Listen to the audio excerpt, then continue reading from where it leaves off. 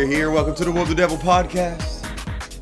Here we are, July 8th, 2024. It's going to be a great day. It's going to be a great podcast. The day's pretty much almost over, but I'm going to make it better. If your day sucked, it's going to get way better starting right now. Okay, so I'm here. I'm just coming off. We're coming off an awesome night in ministry. Coming off an awesome night at Dominion. Sumter had a record-breaking night, and we'll talk about that in a little bit too. But today we're talking about a little bit about David and Goliath, what you can learn from that story, and I'm calling it 6 voices. I'm trying to remember my own title, right? 6 voices that you must overcome to fulfill your calling. 6 voices you must overcome to fulfill your calling. And we got some, of course, we're going to watch videos in a minute. So you want to hang on while people are logging on. We're going to watch some funny videos. But in the meantime, the podcast is over here. We got Facebook, Insta, YouTube, X, Etsy shop, t-shirts, TikTok, Spotify, Apple. You can listen to all the audio podcasts on there. So share, follow on all those things. If you have the app and you don't even use it, just follow or share or subscribe or whatever they have, just so we can get our count up, you know. So anyways, I got some good videos today. We got people getting blown up. We got cheerleaders getting blown up by fireworks. Everybody loves that. We have just some crazy stuff I have saved on here. And my wireless headphones died. Now these right here, if you don't know what these things are, these right here, these are Lenovo Think Plus wireless headphones. All right, and that's what those jokers are. Okay, and you can buy them on TikTok. The only thing about them is they delay. They're just as good as AirPods sound quality wise, but it's on a delay. Like, it's a slight delay. So if you're watching a video, it's really annoying. But if you're listening to music, it's fine because you don't even know. But I brought out the trusty old, these bad boys. You ain't seen these in a while, but I brought them out today. So this used to be like every time you got an iPhone, you got one of these jokers, okay? And these were the high, as far as you were concerned, these were the highest sound quality in existence to mankind. So these are quality. These are very quality and rare. You know, I think one day people are going to, when they get tired of them Bluetooth headphones and they find out that it causes possibly radioactivity in the brain, they're going to go and they're going to come back to these, okay? So, and the good thing about these is, you know, if it falls out of your ear, look, it's right there. Boom. Okay, so if you're working out, I worked out with these for so long, and everybody, I'm talking grandpas, had AirPods and wireless headphones, but I was still working out with these jokers. Anyways, let's go into the videos. Yeah. Let's see what we got. Video 1.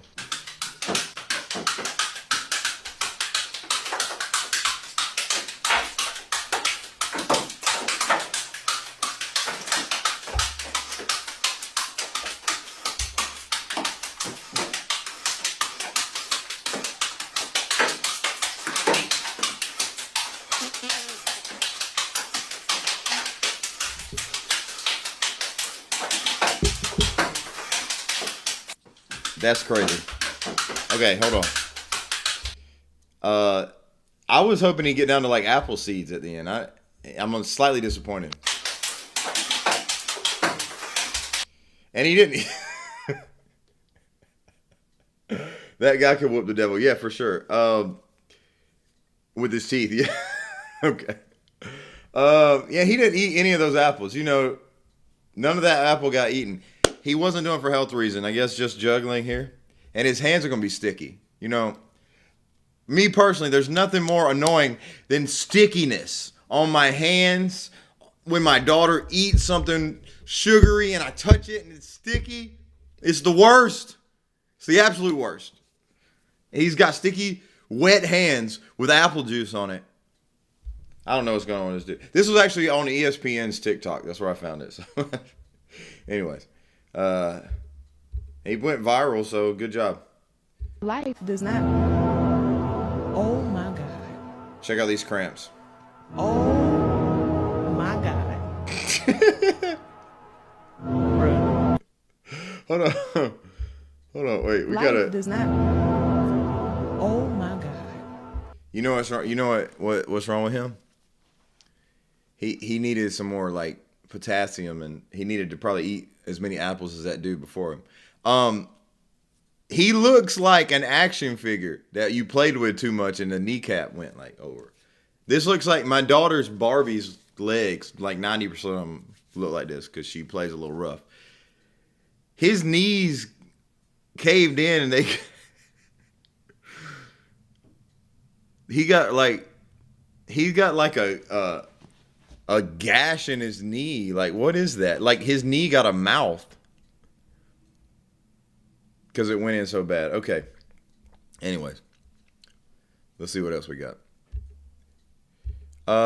Let me know in the comments. Life Hold does on. not. Oh my. The worst cramp you've ever had. Okay, so let me know in the comments if you've ever had anything close to that. Or, yeah. So, anyways. Let's see what we got. Number 3. I don't know how his teeth didn't fall either. I'm sure his hair is kept up with much better.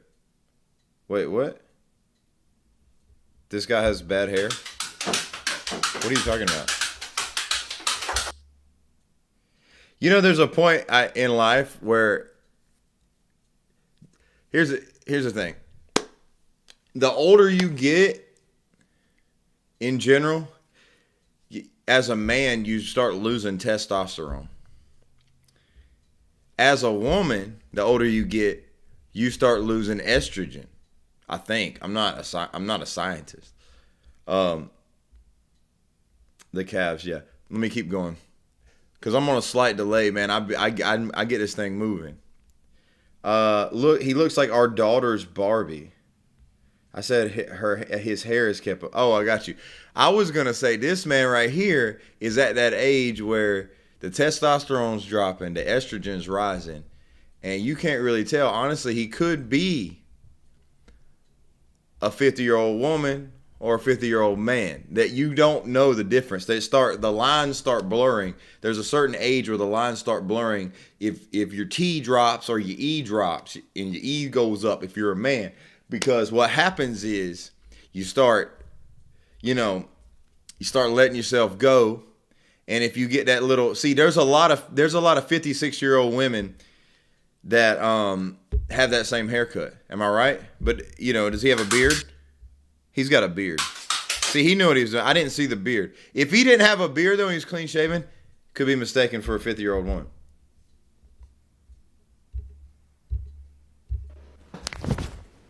This is a $1 barbershop in India. Okay.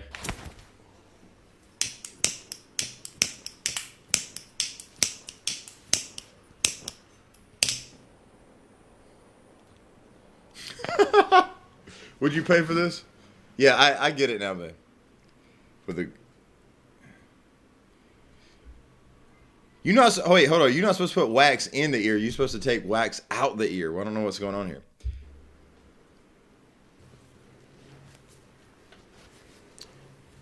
It's just $1, guys. I would get that back massage. My wife literally rubbed my back like this today. Now that's a little inappropriate for a barbershop. This is good. If you got sinus trouble. He's making a homemade Rey Mysterio mask.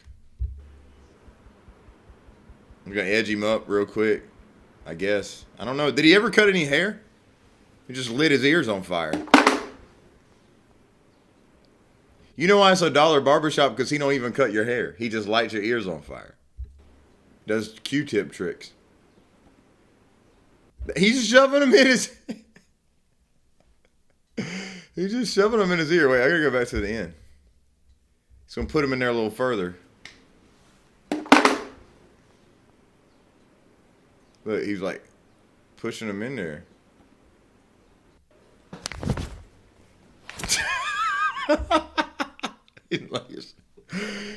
He's mad. Like he's mad at the dude. Why'd you come in? Why'd you come in here and get your hair cut? How do you... I'm never going to let a man, like, hold my hands like that. I don't care what's going on. Don't ever come to me like that. Okay, I'm done with that. All right, video 4. Okay, so we got a kid. This right. Wait, what? Why did that part remind me of the movie Napoleon Dynamite? All right, check this out. Yeah, it looks like when Pedro was getting he said he got in the bath. He got a haircut because it was too hot, right? What was the? If you give me the exact quote, I'd appreciate it.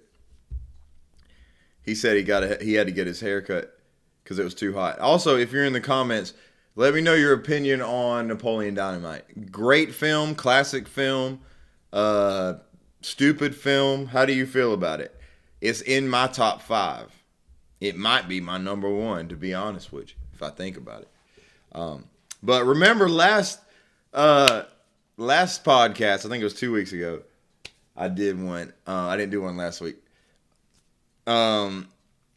Remember, these kids was upside down, right? They were upside down in the some kind of ride somewhere. Well, this is the Superman at Six Flags. If you ever ridden the Superman, let me know. It'd probably be your last time after seeing this. Kid slips out of Six Flags ride, Superman, and he's hanging on. I'm hanging on a moment here with you.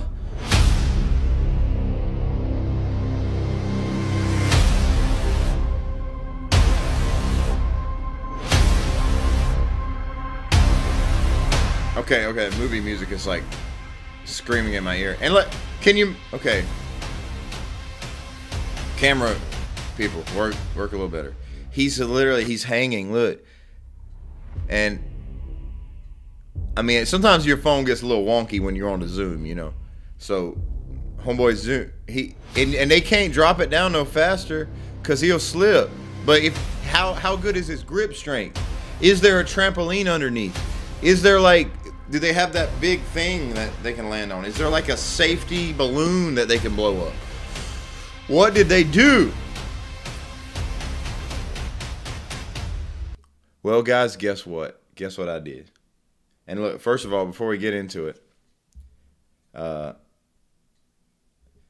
quote from Napoleon Dynamite is, "When I came home from school, my head started to get really hot.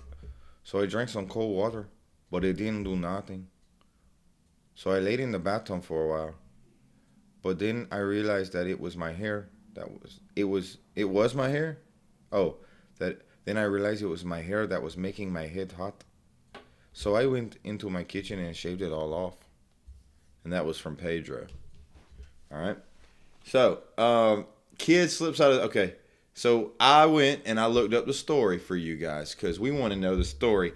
How many of you guys want to know the story? Yeah. Okay.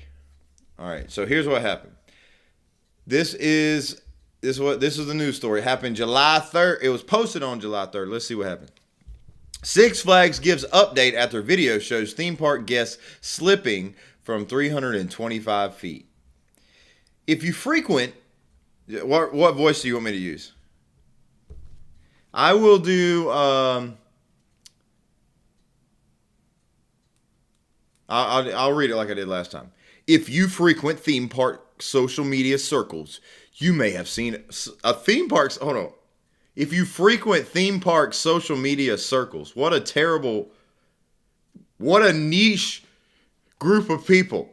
Theme park social media circles. Okay.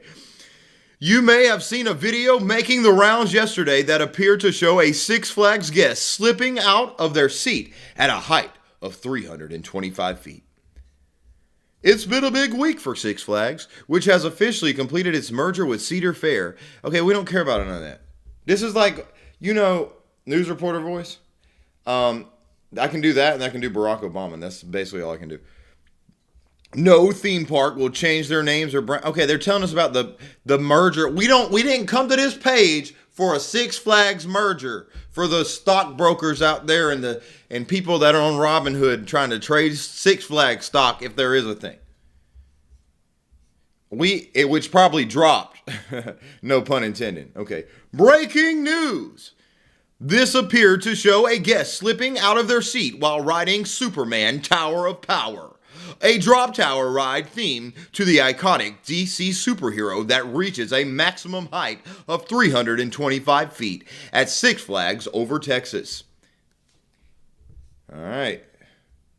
Superman. Okay, I don't want a history of Superman Tower of Power. This is like, here's the thing. It's like when you go online for a recipe, you got to go through 463 ads and then a backstory of how the woman that came up with it's grandma fought in World War II and fed the soldiers porridge, and this was her recipe. Nobody cares about that. Okay, let's go to the next paragraph. Okay. Here we go. However, the ride closed for... this is important. Initially known as the Hellevator, the attraction received its Superman makeover in 2007. However, the ride closed for good that same year following a terrifying incident in which a 13-year-old girl lost both her feet.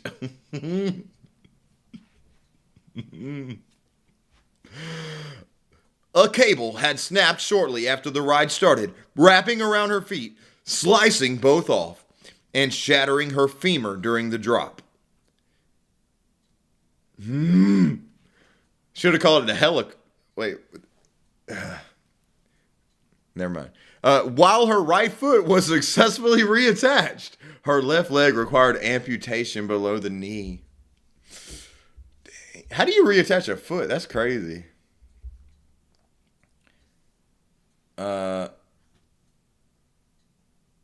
Okay. No wonder they had so much filler.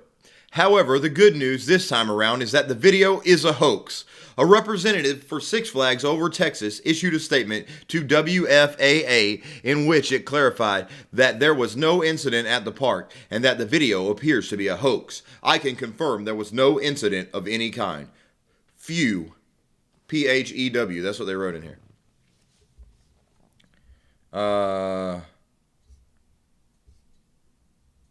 So anyways, it was a hoax, guys. Anyways, the Hellevator. Okay, I'm disappointed that I got tricked. I just read the story for the first time. All right, next video. What?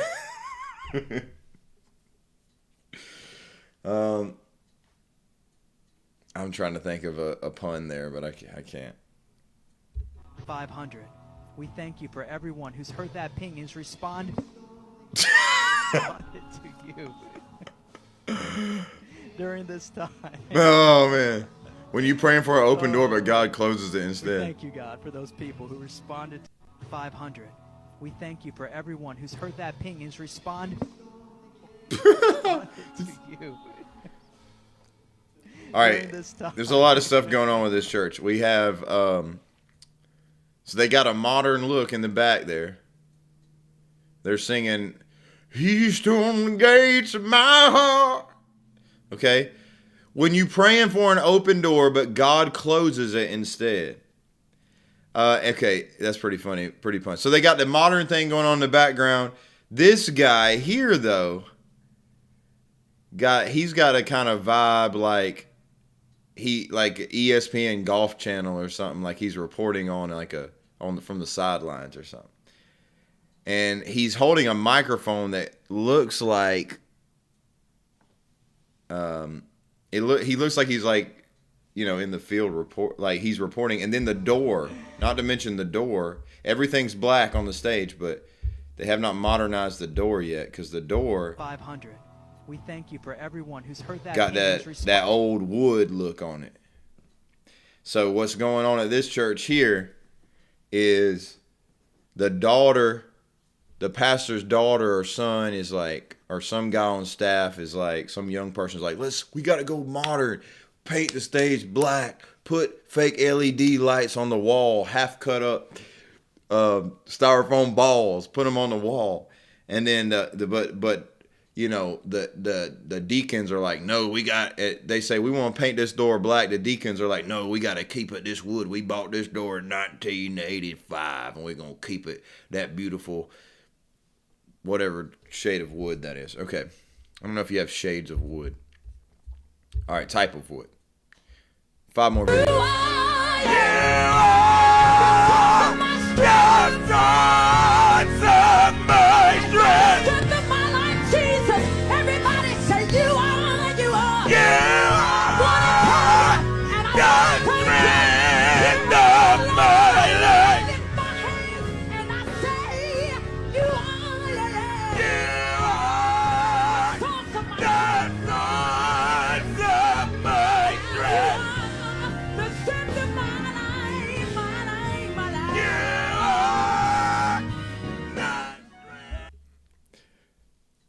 He's kind of hitting the harmony slightly, right?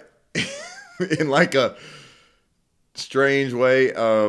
Yeah, he was singing for his life for sure. That was the source of his strength and the strength of his life. Yeah, so she was singing good. He's over there croaking. They need help on the sound system. They need to mute that guy. Turn him way down. Okay.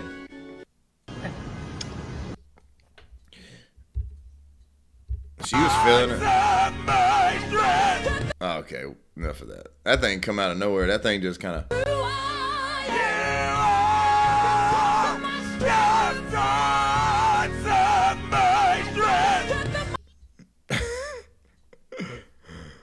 Bruh.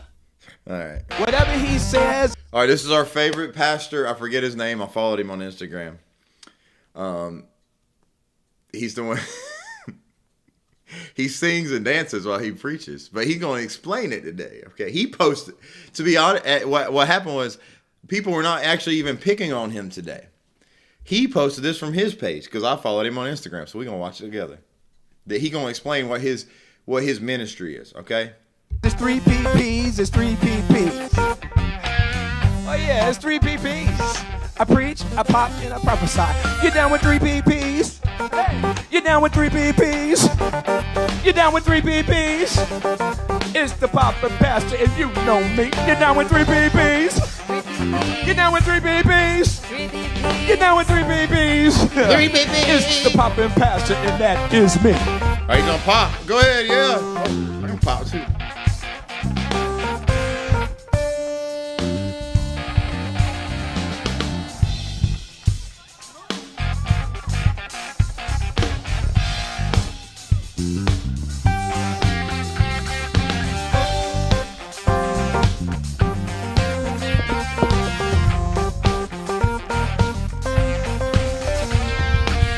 Try that. Like I said, 3 PPs. I preach, I pop, I prophesy. I'm gonna tell you one thing though. I feel like his church is a lot of fun. He's like, hold on. You know how like a lot of people that flow in the gifts and the prophetic, they want a certain song played. He wants funkadelic. He wants Parliament. He wants 70s funk played. He wants, you know, whatever that was. That's what he wants. Okay. All right. Okay, let me pause. Okay, so this is Brigham Young University. That's BYU. Is that the Mormons? Is that the Mormon thing? Are they Mormons? Let me know if BYU is Mormons. Somebody help me out. This is. I need to dance more because we got more people on. I can dance some more if you want me to. Just let me know in the comments. So this happened on 4th of July, I think, and they did like this big flyover, and then they shoot fireworks. It's like this patriotic thing. Y'all let me know about the BYU and the Mormons. And so it didn't go as planned. Okay, check this out. Maybe y'all heard about it or seen it.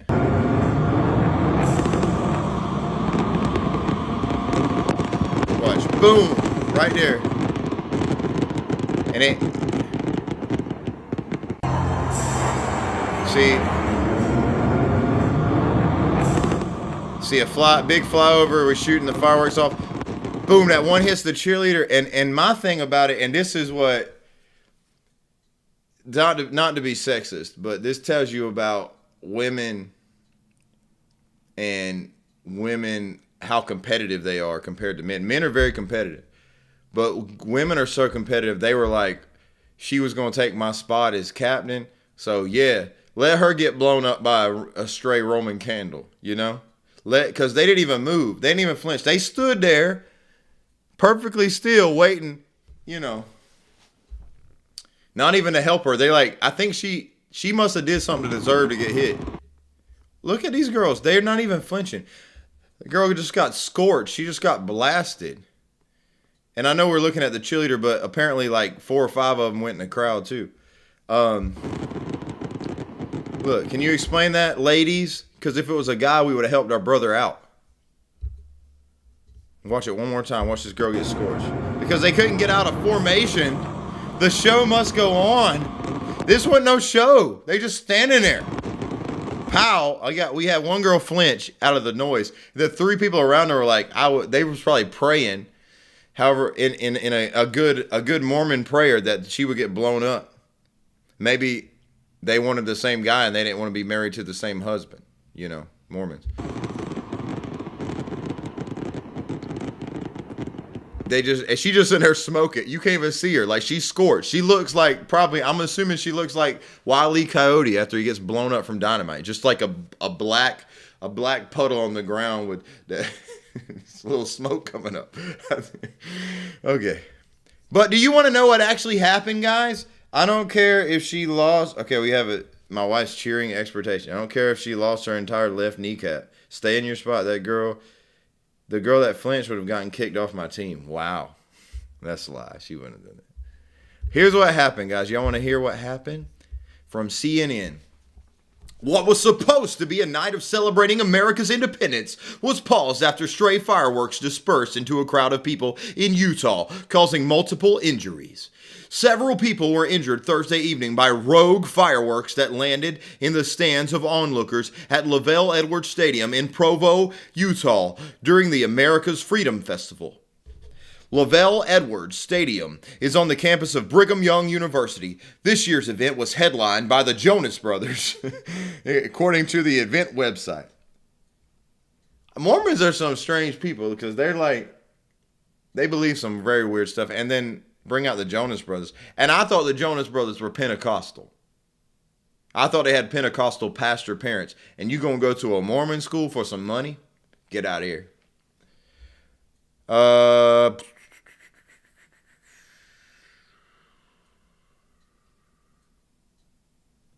Okay.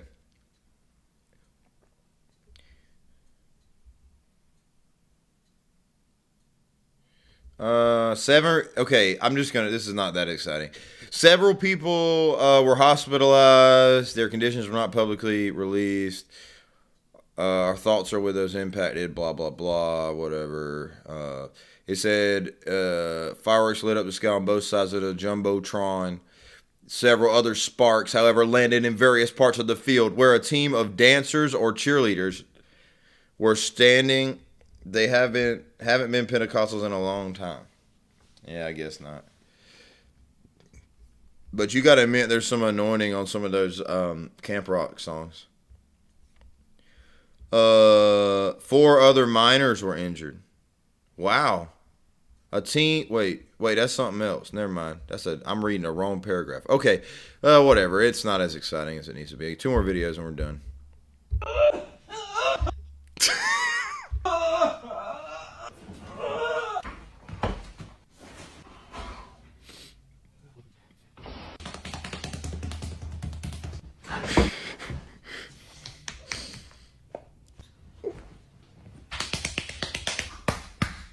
Back to you, darling.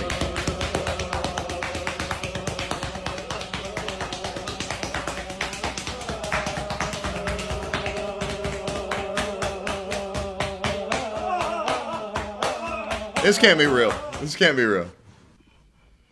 Oh, yeah, okay. I would take the walk on the back. I would take that.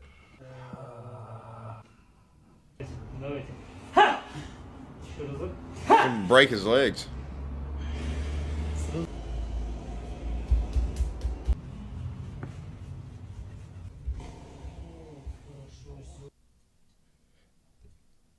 Okay. I mean, this man's crying. Had to wipe his.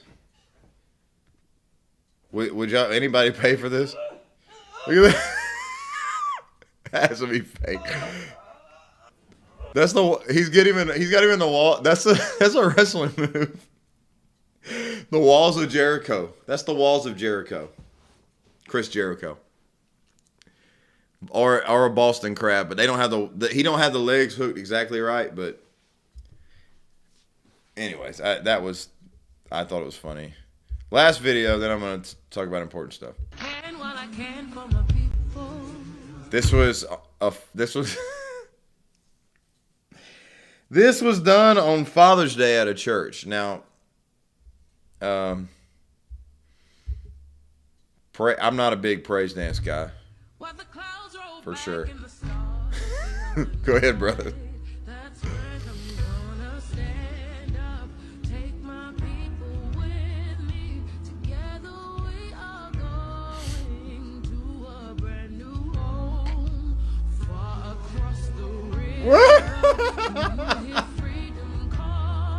He did a Hulk Hogan.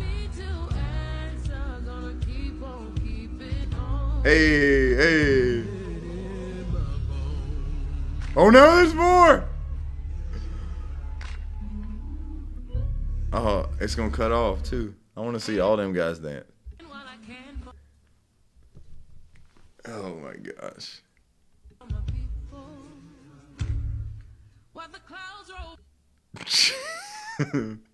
Opinion, did you guys get ministered to by that? Just wondering.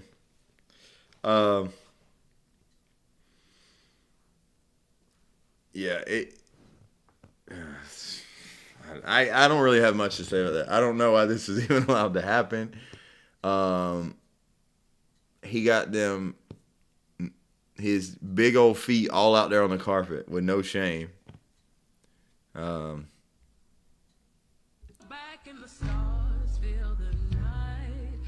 I just don't know. Like I've never had a desire to ever participate in anything close to that. And how that I want to know how he pieced it together that this would be like some kind of ministry thing that he could do. But anyways, I think we're done with videos for now. All right. Let's get into the actual podcast because I have a lot of stuff to talk about and probably shouldn't have watched videos as long as I did. But I did, okay? So, real quick, testimony. I mean, I could show pictures. I don't know. Maybe I could show pictures. Trey just had the pictures, so I could probably download the pictures from Dropbox. I'll do that and I'll show them at the end from this Sunday. Yeah. Okay, so you'll be the first people to see it. Got a lot of pictures, so let me just download these jokers. And yeah, while that's downloading, we'll show it at the end. But yeah, we had a great night yesterday night, and I'll talk more about it at the end. But today I'm talking about 6 voices you must overcome to fulfill your calling. 6 voices you must overcome to fulfill your calling. And if you want to go in your Bible, we're going to start in 1 Samuel chapter 6, okay? But write down in the comments for me, 6 voices you must overcome to fulfill your calling. So there are, when you're going after your calling, see a lot of people have this mixed up. They think that whatever happens to them is God's will and plan for their life no matter what they do. If they throw in the towel, if they give up, that was God's plan. If they have a victory and they push through, that was God's plan.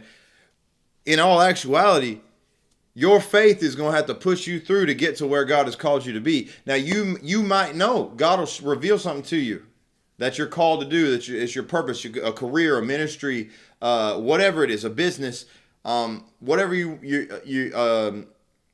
called to do in life, right? So this is your thing, right, that God has called you to do. And you will face opposition. And sometimes it won't be like direct attacks, but it'll be a voice. It'll be what you'll see people saying. And these are 6 voices. Big brain. Did I use a big word? You see, you got to get through these voices to get to where God has called you to be. All right. So these voices, and a lot of people throw in the towel even before they get they face any real opposition. They just let the voices of discouragement throw them off. Okay. So write in the comments for me, 1 Samuel chapter 16 and 17.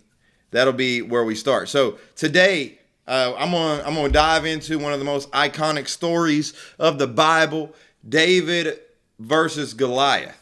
And we're going to talk about what took everybody knows about David and Goliath. Everybody knows about that battle, and they know he killed him with a slingshot. Okay, spoiler alert, that's what happens. Everybody knows that. Atheists know that story. But here's the thing. A smart way to put it. Thank you. Okay. But here's the deal. When a lot of people haven't read the whole story. They miss out on so much good things that led up to David doing that. Okay, they miss all these good points that we can apply in our life. So it's not just about him, a young shepherd defeating a giant. It's about overcoming the voices that threaten to derail your God-given calling. See, his call was to be king of Israel, and before getting there, defeat Goliath, be a mighty warrior for Israel. And then he was already anointed king and he would take over. So but it's more than just that giant. He had to get to that point. Okay. And on the way to fulfilling your purpose and your calling, you're going to encounter many different voices. Some people, they're going to think they're helping you. They're going to think they're giving you good advice.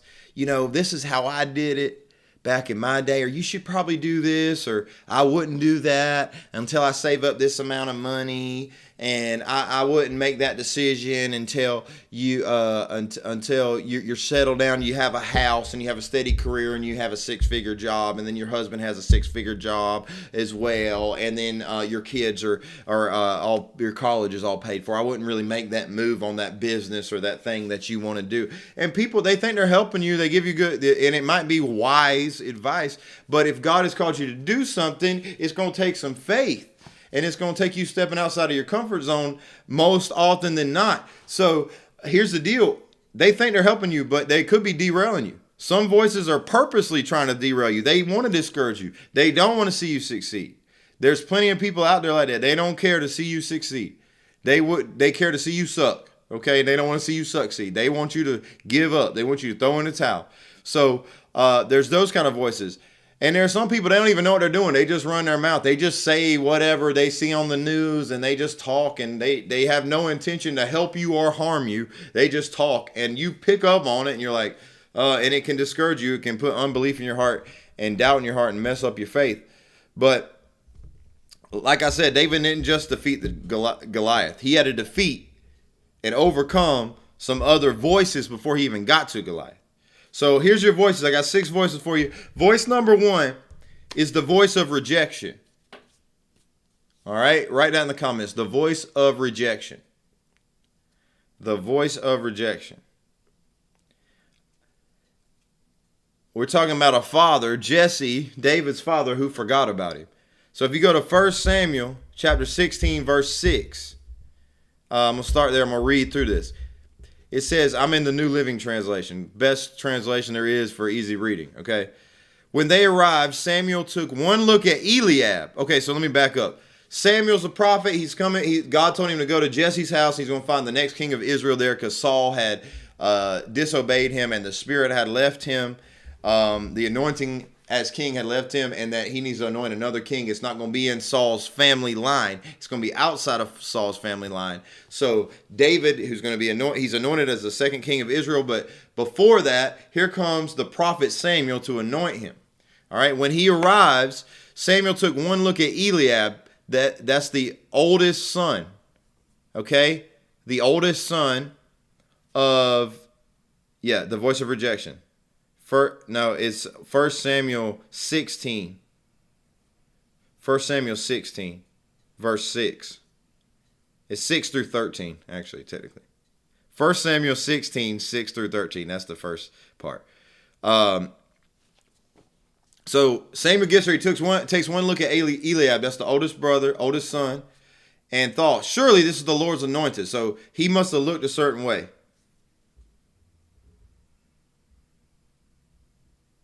Okay, I'm done with you. Y'all don't pick on me. But the Lord said to Samuel, don't judge by his appearance or height, for I have rejected him. The Lord does not see things the way you see them. People judge by outward appearance, but the Lord looks at the heart. So outwardly, we can see Eliab must have been impressive physically, and he looked like he would be the next king, and David did not. Okay? Then Jesse told his son Abinadab to step forward. That's David's daddy says, here, okay, you don't want Eliab, bring me Abinadab. Check him out. He's got to be the next one to walk in front of Samuel. Samuel said, no, this is not the one the Lord has chosen. Verse 9, next Jesse summoned Shimei. Come here, Shimei, come on. But Samuel said, neither is this the one the Lord has chosen. In the same way, all 7 of Jesse's sons were presented to Samuel. So 7 people brought out, right? But Samuel said to Jesse, the Lord has not chosen any of these. Then Samuel asked, are these all the sons you have? And he says, they're still the youngest, but he's out in the fields watching the sheep and goats. So check this out. We see that David is forgotten by his own father. Not only forgotten, but rejected. Like he's like, okay, I'm not even considering David as a candidate for this. He's going to go out there and do the dirty work that my sons don't want to do. You know, a lot of those sons were in the Israelite army. Okay. And he didn't even consider them. He said, David, I'm not even going to bring him out here for this guy coming to anoint the king. David, there's no way David's going to be. That's how his own father felt about him. So you know that his father probably did not treat him the same way he treated the other brothers. And that this was probably not just even the first time there was rejection. It probably went on and on throughout David's life, that he had the opportunity to pick up that offense of rejection from the person he probably loved the most on the planet, his father, right? So that's a hard thing. He says they're still the youngest. He's out there watching the sheep and goats. Samuel says, send for him at once. We will not sit down to eat until he arrives. So Jesse sent for him. He was dark and handsome with beautiful eyes, just like me. And the Lord said, this is the one, anoint him. So as David stood there among his brothers, Samuel took a flask of olive oil, and he had brought and anointed David with the oil. And the Spirit of the Lord came powerfully upon David from that day on. Then Samuel returned to Ramah. So check this out. In front of his brothers, the Lord blessed him. You know, David could have thrown in the towel when they said, hey, he could have stormed off. He could have been like, you picked me last. You didn't even consider me, Dad. I don't want any of this. He could have left. But he didn't do that. He didn't pick up that offense. And check this out. When there comes a point in everybody's life where you're going to feel overlooked and undervalued. You're going to feel like the boss don't value me like he should. He don't pay me like he should. He skips me on the promotion. There'll be times, you know, when it comes, especially when you're younger, this friend didn't want to hang out with you, or you're left out, you're rejected, or it's rejection feeling. But it hurts the most when it's people close to you, when it's family, when it's a parent. It's probably the worst hurt. Even statistically, we can look at it. And not even just any parent, but the father. If the father rejects people, the statistics on fatherlessness are crazy. Teen suicide, runaways. It's like 90% of runaways or something like that. Teenage runaways don't have a father. Teen pregnancy, all kinds of those things that skyrockets those chances. High school dropouts, poverty. Those things happen when the father rejects and the father's not involved. And people, because they carry a hurt in them, this hurt of rejection, and they carry it through their entire life. And it hurts when people close to you reject you. You know, even Jesus dealt with this. You know, Jesus, when he went back to his hometown in Nazareth, his own people They rejected him. They did not believe him when they heard he was doing miracles and everything he was doing, teaching and all those great things. They rejected him. It said he could not do any mighty miracles in Nazareth, his hometown, because of their unbelief. And it said Jesus marveled at their unbelief. And so you're going to have your family, if Jesus Christ, the most perfect human beings who ever lived, was rejected by his family, then we're going to probably deal with some rejection at some point. And it's how you react to it, how you deal with it. Many people, they never get over this hurt. They take it well into adulthood. People carry it even after a parent has died. They carry that rejection. They carry that chip on their shoulder. They carry their anger. They're mad at the parent. They're mad at the dad. And the thing is, when you don't deal with rejection, you carry it into every relationship you get into. If you get married, you carry it into that marriage. You carry it into friendships. People will deal with their own children in the same way that their own parents did. If they don't deal with it, the way you deal with coworkers, your employers, everywhere you go, you carry that thing. And then it can become an insecurity. It can become anger. It can manifest with rebellion, just like I was talking about with like the teens. Oftentimes it manifests as rebellion. It can manifest as an attention seeker, somebody that constantly craves attention because they didn't get it when they were younger, or they felt so rejected. They need to do something to get the parents' attention. And then low self-esteem resulting from this rejection, it breeds insecurity. Insecurity is like bad breath. Everybody knows you got it, but you, okay? You walking around, everybody that's secure especially knows that you're insecure. And, you look at King Saul, and we'll get into it in a little bit. He was majorly insecure. As soon as David started getting praised, he got jealous. And a tormenting spirit took over him. And he could have had a great number 2 in David, but his insecurity messed him up from doing it. And he wanted to kill him. It's toxic insecurity. And but here's the thing. David was secure in who he was. And we could see this. He was secure. He was secure in God. He literally wrote things in the Psalms like, the Lord is my refuge. The Lord is my strong tower. The Lord is will rescue me. He felt safe. The Lord is my rock and my salvation. So he felt this security. What is insecurity? That's what it is. You're not secure. You don't feel comfortable. You don't feel like there's any kind of thing to feel safe and secure with your own self. And your actions and the things you do in your life. He was secure with God, okay? And the insecurity and attention craving that people get from this from this rejection, they end up hurting other people. You think about Saul and David. Saul's selfish ambition hurt his kingdom when he could have had a great warrior on his team in David. He could have raised him up. But David learned to be focused on being secure in knowing God, and David learned to be focused on being secure in knowing that God always remembered him, even when his own father rejected him. And this is how we have to live. It don't matter if your own father or mother leave you. God will be there for you, and God is always listening. You can get his attention at any time. You could feel so alone. But if the Bible says if you draw close to him, he'll draw close to you.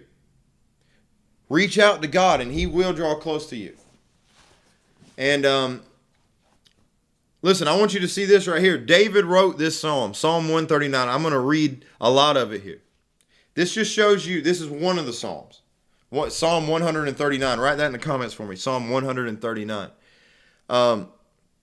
It shows you the security of David and how he didn't let this rejection defeat him.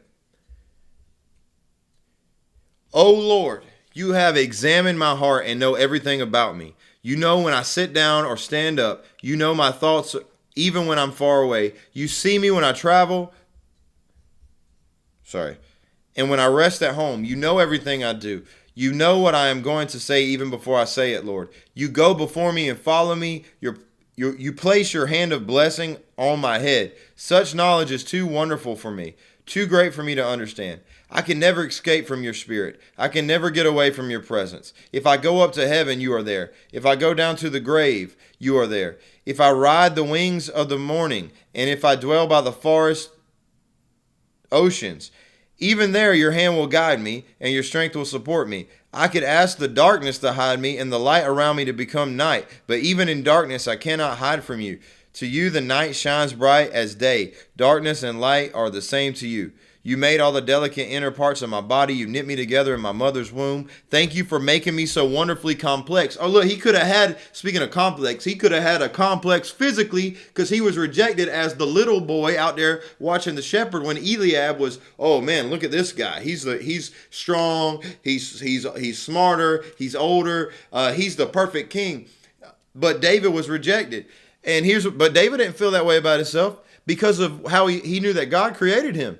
He said in verse 14, thank you for making me so wonderfully complex. Your workmanship is marvelous. How well I know it. You watched me as I was being formed in utter seclusion, as I was woven together in the dark of the womb. You saw me before I was born. Every day of my life was recorded in your book. Every moment was laid out before every single day had passed. How precious are your thoughts about me, O God. They cannot be numbered.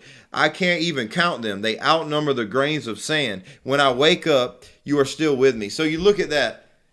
With that kind of confidence and security in God, he wouldn't let even his own father, which statistically and especially, and you know, even back then it was true. When the father rejects the kids, it can ruin a whole family. It can ruin a whole generation. But David said, no, I'm going to be known for what God has called me to do. I want to know my God. I'm not going to be so offended and rejected and broken down and insecure because of the hurts of my father. And that's what you need to do. If you got family wounds, you need to get through them. You need to get by them. You need to understand that you are loved by God. You are his workmanship. He has a plan for you. He loves you so much, and you can be secure in him. Even when your own family overlooks you, remember that God sees you at all times. And your worth is not determined by human acknowledgement, but by the price that God paid for you. And that was Jesus laying down his life, the highest price ever paid. You were bought with a price. And then you got to, learn to get strength from God's approval and not man's. Psalm 27:10, David wrote this, even if my father and mother abandon me, the Lord will hold me close. So he knew where his security was found. So when you get through that voice, a lot of people, this is such a big one. A lot of people, they will be defeated before they even get started because as a child, they had so much junk and rejection happen from their parents or from someone close to them, a family member, something like that hurts them, and they carry that wound forever. And they carry it through their whole life. That will stop you from fulfilling your destiny if you keep those hurts ruling your heart. You got to give that up. You got to believe this word and believe what God says, that he's there. In Isaiah 49:15-16, can a mother forget her nursing child? Can she feel no love for the child she has borne? But even if that were possible, I would not forget you. This is God talking. See, I have written your name on the palms of my hands. Always in the mind is a picture of Jerusalem's walls in ruin. So he was saying I'm not going to forget you. God said, I will never leave you or forsake you. Jesus said, I'm with you always, even to the end of the age. He's going to be with us. So you got to understand, you got to know, whatever you faced, the voice of rejection, they could have said something so nasty about you and so detrimental to your confidence. Throw that out. Don't let that become who you are and your identity. Because there's giants to be slain. There's kingdoms to rule. There's things God has for you to do. But if David gave up in the fields when he was like, man, forget this. I'm out here in the field. My dad don't care about me. And he's calling me inside to be in there with my brothers. And some prophet's going to anoint me. And I'm the last choice. Man, I ain't even doing this thing. He could have had that attitude. And that's how most people do. They throw in the towel. They throw their hands up, man. Forget it. Don't let that rule you. Know that God's with you. No matter who rejects you, God accepts you. He remembers you. So that's voice number one, the voice of rejection. Voice number two, and that's one of the longer ones. Okay, the other ones are not as long. So bear with me. Okay. Voice number two, write this in the comments. Voice number two, the voice of the majority. The voice of the majority. And this is in 1 Samuel 17, starting with verse 20. Okay? So check it out. This is the further on with the story. So David left his sheep with another shepherd and set out early. This is so cool. You can get into this too. I'm not going to get too much into it, but David did not look at his sheep as a lowly responsibility, even though his dad did. His dad said, oh, he's just out there tending the sheep and the goats, right? We read that earlier. He said, all right, not only when I leave this, I'm going to find somebody else to watch them for me. I'm not just going to leave them out there. He took responsibility. He left the sheep with another shepherd and set out early the next morning with the gifts, as Jesse had directed him. He had gifts for his brothers on the battlefield. He arrived at the camp just as the Israelite army was leaving the battlefield with shouts and battle cries. Verse 21, soon the Israelite and Philistine forces stood facing each other, army against army. David left his things with the keeper of supplies and hurried out to the ranks to greet his brothers. As he was talking to them, Goliath, the Philistine champion from Gath, came out from the Philistine ranks. Then David heard him shout his usual taunt to the Israel army. So he had some kind of taunt, like some kind of professional wrestler or something. I don't know. You know. Check this out. Verse 24. As soon as the Israelite army saw him, they began to run away in fright. They began to run. Okay. So the whole army ran when they saw Goliath. David's walking up. And this is what they tell him in verse 25. Have you seen the giant? The men ask. He comes out each day to defy Israel. The king has offered a huge reward to anyone who kills him. He will give that man one of his daughters for a wife, and the man's entire family will be exempted from paying taxes. So take a line from Pastor Jonathan Shuttlesworth. I'd take a crack at anybody if I was exempt from paying taxes. But here's the thing. Have you seen the giant? And they ran away in fright. They were like, that's the voice of the majority was, we are scared. The entire army ran when dude came out. And David's just walking up. Now, what we don't hear about David doing is taking off running with him. He didn't, when he saw the crowd running, he didn't take off running with him. I'm assuming, based on what this says, they all ran. He stood there. He's looking around trying to figure out what's going on. But he did not turn around and run with them. It would have told us that.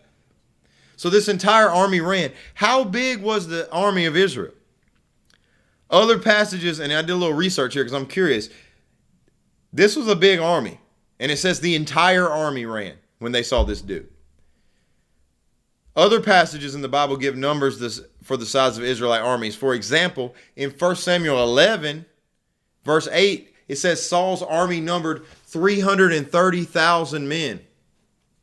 Later, 1 Samuel 15:4, it says he gathered 210 men to fight the Amalekites. So you got somewhere, you're up into hundreds of thousands, probably 300,000 or so. That's how many people ran, and David did not run with them. They saw an insurmountable obstacle, but David saw an opportunity for God's glory. And we see the Bible is full of examples where people did not go along with the crowd. They did not go with the flow. If you go with the flow, nobody's going to remember your name. If Shadrach, Meshach, and Abednego would have bowed down, we would have never heard those names that are so hard to pronounce. We would not know who they are. If Daniel would have decided, I'll throw in the towel, I don't want to go to the lion's den, I'm not going to pray anymore, we would not know his name. If Caleb and Joshua said, just like the other 10 spies, that we can't take this land because there's giants in it, we would not know who they are. So if you want to get to your calling, you want to get to your purpose and your destiny, you want to make a name for yourself for the glory of God, obviously, but God said he'll make your name great. If you want to do that, you have to get through this thing this mentality where you just do what everybody else does. If you go with the flow, You are just camouflage. You are wallpaper. You are background noise. You have to stand out. You have to learn how to stand up for God. The Bible's full of people rejecting the voice of the majority. You know, and you can't be in fear. Here's the default. The default for everybody is fear. Because all they do on TV, especially right now, is put fear. Fear. Fear drives ratings. Nobody wants to see a fireman rescuing a kitten out of a tree. People, they tell you they want to see stuff and really good stuff like that, charitable giving and things that happen and these great things, the nice things that happen. People don't actually watch that. They want to know, when is World War III happening? That's why they watch the news, okay? And that's just how people are. They're fear-driven. That's what the majority is doing. But we've got to be like a David who said in Psalm 21 or 27:1, he said, "The Lord is my fortress, so why should I tremble?" In Isaiah 41, it says, "The Lord will strengthen and help you. I will hold you up with my victorious right hand." Romans 8:31, "If God is for us, who can be against us?" And then Paul told Timothy, 2 Timothy 1:7, "For God has not given us a spirit of fear and timidity, but of power, love, and self-discipline, or a sound mind." That's what God gave us. He didn't give us a spirit of fear. And if David was operating in a spirit of fear, he would have took off running too. There's a giant that I hadn't even seen. I guarantee you 330,000 people, half of them or more, didn't even see the giant. They probably just saw everybody else running and took off running. And it spread through everybody. Fear will spread. You got to learn how to stick out. You got to be like in Romans where it says, don't conform to the pattern of this world. Don't conform to what everybody's doing. Don't do the default thing. Stand up and stand out. Be transformed by the renewing of your mind. Believe what God said you are and what he said you could have and what his word says he is. Believe all those things. David's courage came from his trust in God, not the opinions of others. So listen, you might be a business person on here and you want to make a move, but everybody around you, you watching everybody. Maybe you're in real estate. I know if Josie's on here, she's on real estate. You might want to make a move and they tell you the economy's, this is not the time to buy. This is not the time to buy. But if you just listen, you got the Holy Spirit. The Holy Spirit will tell you, it's the time to buy. And you're going to buy this property and you're going to quadruple what you get on it. This is going to be your cash cow right here. You got he'll help you. And you got to you can go with the voice of the majority or you can be led by the Spirit of God and he will bless you. Don't go with what everybody's doing. They'll tell you, they will talk you out. They think they're helping you because they think they're being wise. And they'll tell you, wisdom says we don't do this. Wisdom says we don't do that. Wisdom tells you that you are, you have this heart condition that's been in your family. So you shouldn't start going to the gym and you might stress your heart out. No, you do what the Lord tells you to do. Wisdom, people disguise fear with the word wisdom. If you wait for, there's a verse in Ecclesiastes that says, if you wait for perfect conditions, you'll never plant anything. A farmer that waits for perfect conditions will never plant. So if you wait for everything to line up, it ain't never going to all the way line up. You got to step out and don't go with the voice of the majority. He could have ran away and and took their word for it because he didn't even see the giant yet. And I guarantee you, if it's 330,000 men or anywhere close to that, not everyone caught a glimpse of the giant. At least half of them probably just seen everybody else running away. Be prepared to stand alone if necessary, knowing that God is with you. Because one man or one woman anointed by the Holy Spirit is the majority. You become the majority when you are moved by the power of the Holy Spirit. So that was voice number 2. Write this in the comments. Voice number 3. Jealous voices. You got to overcome a voice of rejection. You got to overcome the voice of the majority, which is fear too. And you got to overcome jealous voices. So when David arrives at the battlefield, his brother Eliab scorns him, questioning his motives and belittling his role. So if you go to 1 Samuel chapter 17, I'm starting with verse 26. So Eliab, who was the one that was actually rejected by God, which was the first choice of Jesse, and even Samuel felt that, the prophet. He is also a soldier in the army, okay?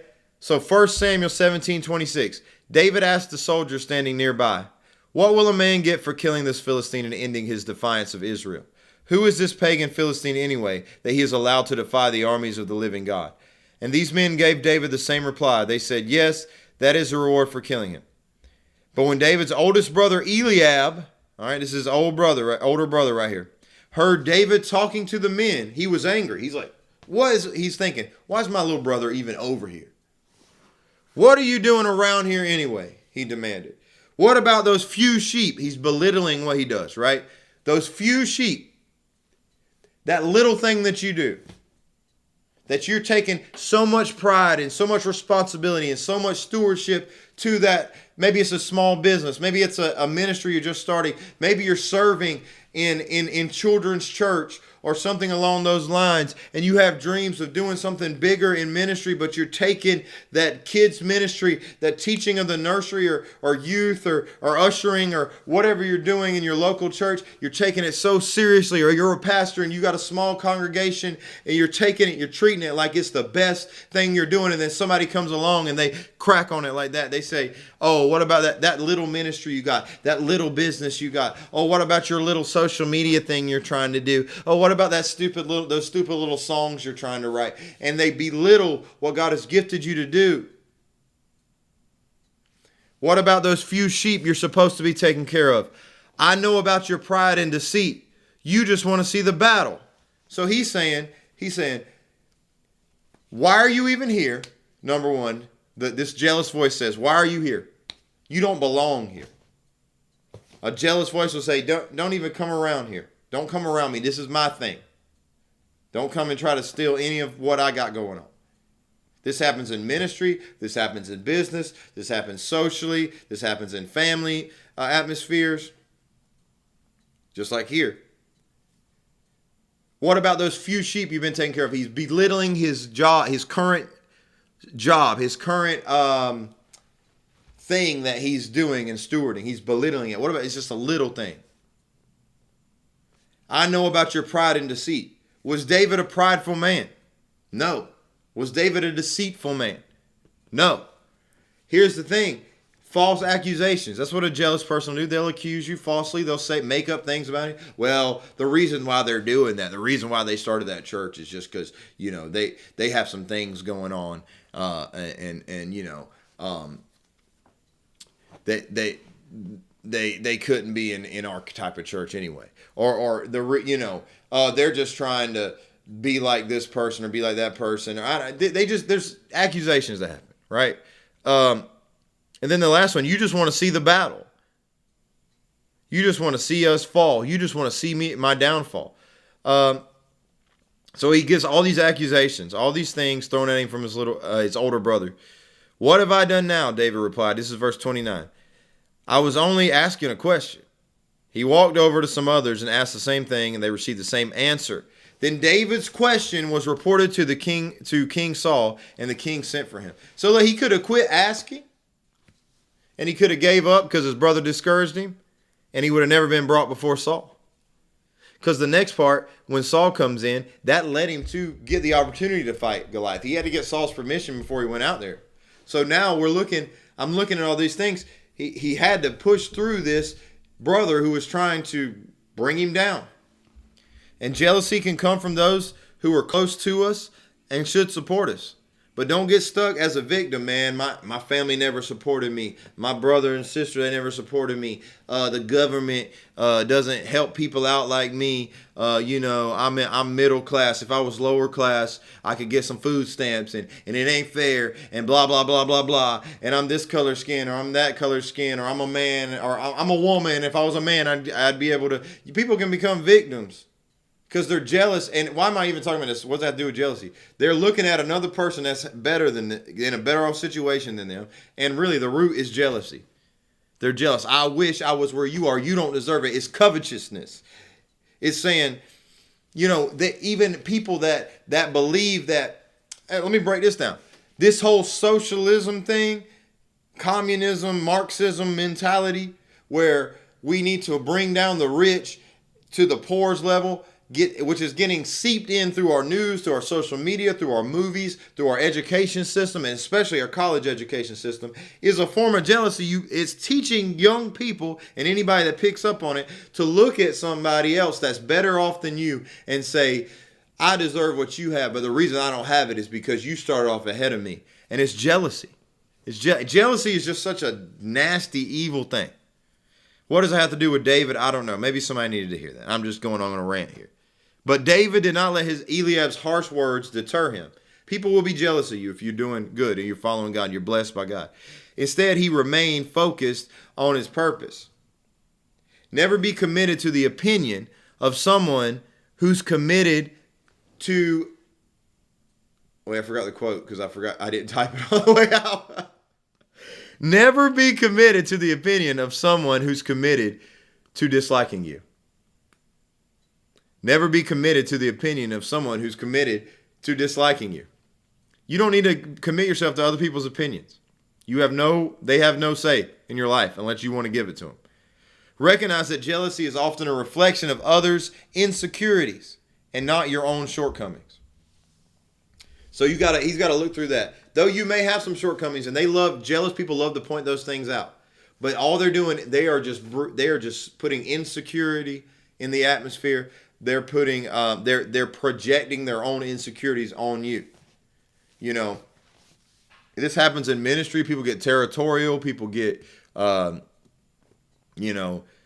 things like that.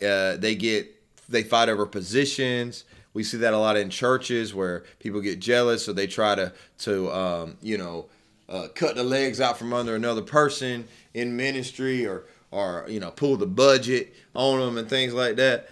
We see it in business. You see people cutthroat, especially in the secular world. They're cutthroat sometimes to get to the top. They'll do whatever it takes to discourage you because of jealousy. So let me keep going. So that was the third voice. Number 4. The voice of past experience. Now, that might sound like a good thing, and it can be at times, but the voice of past experience. We're talking about when David was given Saul's armor, but it didn't fit. David had to rely on what he knew and what he trusted in, which was his sling and stones. So in 1 Samuel 17, verse 32, let's read that real quick. 1 Samuel 17, 32. I'm in here and I hear noises in this large church building with no one in it, and it creeps me out sometimes. I ain't gonna lie. Let me keep going. 1 Samuel 17, 32. The voice of past experience. That's our number 4. Don't worry about this Philistine. David told Saul, I'll go fight him. So he gets brought before Saul, right? Don't be ridiculous. Saul calls him ridiculous. Don't be stupid. Young man, don't get ahead of yourself. Don't have so much faith. Don't get your hopes up. You are being crazy. What you're thinking about doing is nuts. Trust me, I've been there before. I fought in wars. I've done these things before. You are being ridiculous, is what Saul's saying. There's no way you can fight this Philistine and possibly win. He's saying you have a 0% chance of winning. You're only a boy. Okay, understand. Let's come to terms. You're only a boy. You're only a teenager. You're only, you don't have enough experience. All right? He's been a man of war since his youth. This guy's been doing it for a long time. You are new to this thing. You are a rookie, boy. Get out of here with that ridiculousness. But David persisted.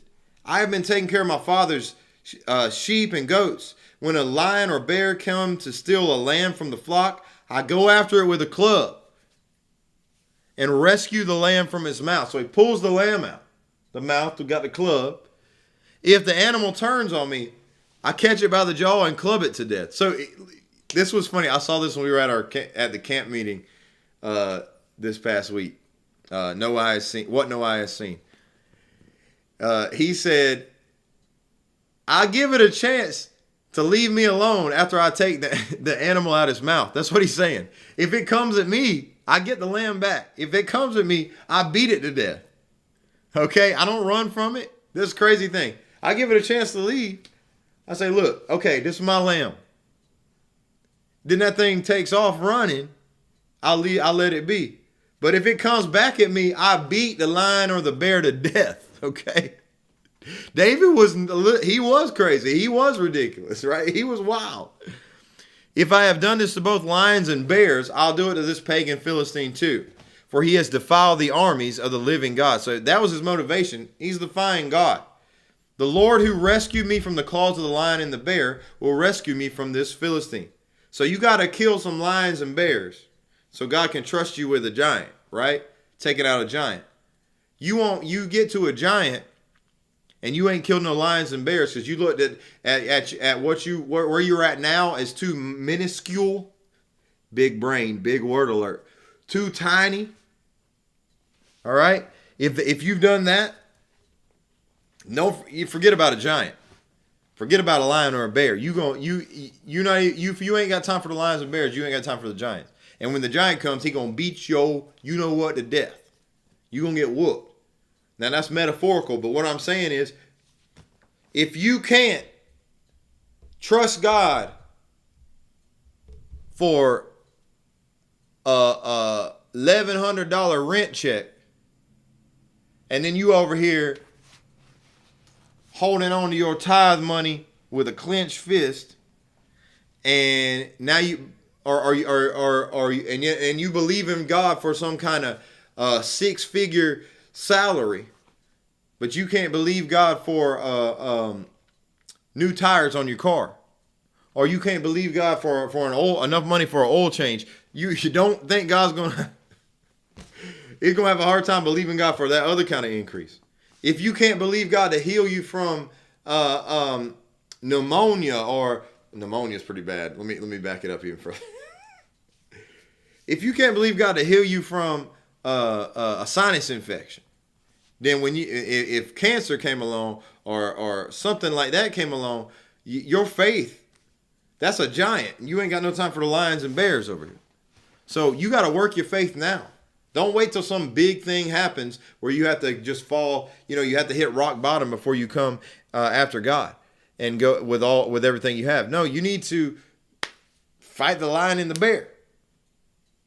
And that's where he got his faith from. The Lord rescued me from the claws of the lion and bear. Rescue me from this Philistine. Saul finally consented. All right, go ahead, he said, and may the Lord be with you.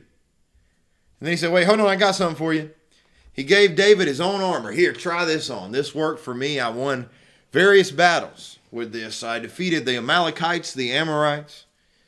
Here's a bronze helmet, which is too big for your little peasy head, and a coat of mail.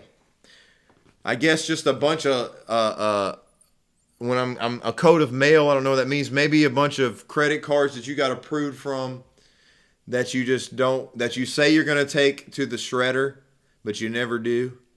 And that's the coat of mail. You just put all that on you. Okay, I don't know what. It's probably some kind of protective garment. I should know this, right, as a pastor.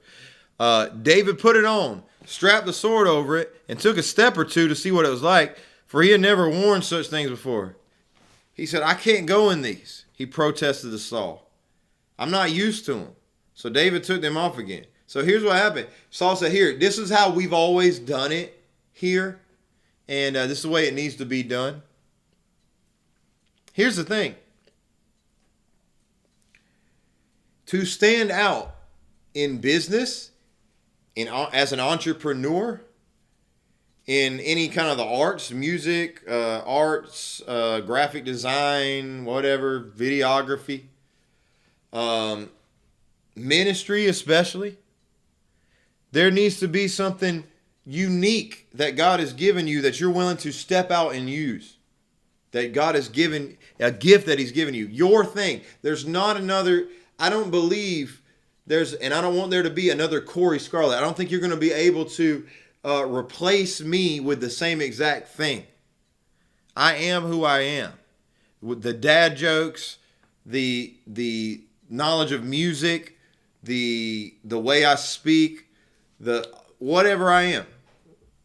The unseriousness yet seriousness, the ability to draw people into an altar call and evangelize and teach and preach and all those things. That is my uniqueness. And you have a thing. You have a uniqueness. And a lot of people will try to put their armor on you. They'll try to make you do it their way. I've been there. In ministry, people say you have to be the carbon copy of me. If you're not, then it ain't gonna work. And I did not see success ministry-wise until I found out what my gifting was, and I trusted God for me to be me. And when I was me, when I became me, things blew up. Okay, and so and it works like that for everybody. So that's what David said. I don't know how to wear. Saul, I can't wear your armor. Okay, it don't fit me. It's too heavy. I'm not your size. I don't know how these things function. I've never used the sword in my life. So he did what he knew to do. He picked up 5 smooth stones from the stream and put them in the shepherd's bag. Then, armed only with his shepherd's staff and sling, he started across the valley to fight the Philistine. So you got to find your unique, God-given skill set and giftings, or you'll end up in Saul's armor. If you don't figure out your thing, somebody's going to come on and put their armor on you, and you're going to be a carbon copy. And if it ain't, and it's okay to follow somebody and learn from them and things like that. But what I'm saying is, when they're trying to make you be them, and that ain't who God called you to be, you're going to die. If David went out there with Saul's armor on, he would be crushed by Goliath. We would not be talking about King David. They'd have to find another king because he would get crushed by Goliath. He could not even move in that thing, apparently, it sounds like. Some things don't fit you. And Saul probably meant well here. Here you go. Here, try this armor out. You know, but what he didn't realize is, you know, David had the guts to stand up to the king as a teenage boy and say, no, I can't wear your armor. Most people be like, oh, yeah. I need that. Because they kiss butt all the time. They're yes men. They're yes women. They do whatever the boss tells them to do, and they can't stand up. And they're trying to, you know, most strong leaders want to have, they want to hear somebody, and not that you would just constantly, if you're working for somebody and you constantly tell them, no, I'm not going to do that, they have every right to fire you and you need to be gone. But I'm saying, if you don't have the guts to voice your thoughts, especially when it's something concerning you, you're going to get walked all over. And most people will do that thinking that will help them. But the people that stick out are the ones that stand up. So Saul probably meant well, or on the opposite. Maybe he was trying to embarrass him. Maybe that jealousy was already there a little bit. Maybe he can get rid of him. But David was used to the sling on the lion and the bear. And Saul's armor represents figuring things out in the flesh. It represents, as a type, the flesh. And you can try to figure things out in the flesh and trust in the arm of man and trust in the arm of the flesh and trust in other people. But David's slingshot represented being led by the Spirit and trusting in God. This was what God had given him. This was the giftings that God has given him.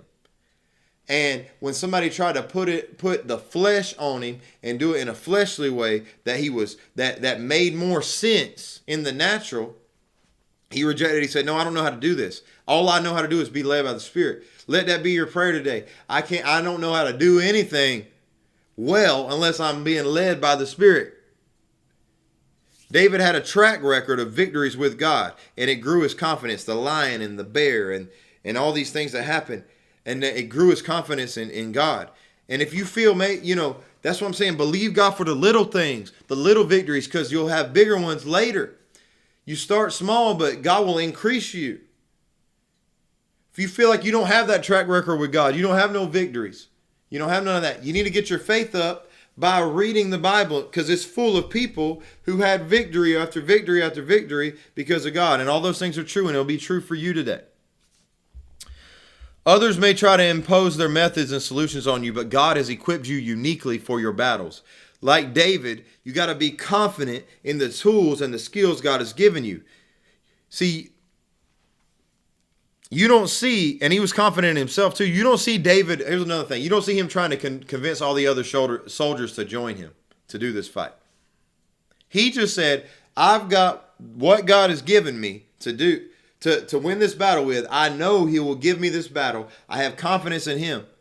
I'm not sitting here trying to get an army with me. I'm going to go out there and do what God has called me to do. And if I got God with me, that's all I need. Your path may not look like anyone else's, and that's perfectly fine. You need to do what God has called you to do. Number 5, you got to wrap up. The voice of mockery. The voice of mockery. That's Goliath. Goliath mocked David, belittling his youth and inexperience. Yet David's confidence was in the Lord. Verse 42 in 1 Samuel 17. Goliath walked out toward David. Goliath walked out toward David with his shield bearer ahead of him, sneering in contempt at this ruddy-faced boy. Am I a dog, he roared at David, that you come at me with a stick? And he cursed David by the names of his gods. Come over here, and I'll give your flesh to the birds and wild animals, Goliath yelled. See, he mocked his unique giftings. He mocked his weaponry. He mocked the sling in the sword, the staff. He said, you come at me with a stick? What are you doing? Am I a dog? He mocked his weakness, you little boy. He mocked his God. He cursed him out. Right? And a lot of people, they give up when the mocking comes. They don't want the mocking. They can't handle it. Don't pick on me. Don't make fun of me. So I'm not even going to step out and do these things because they don't want to be mocked.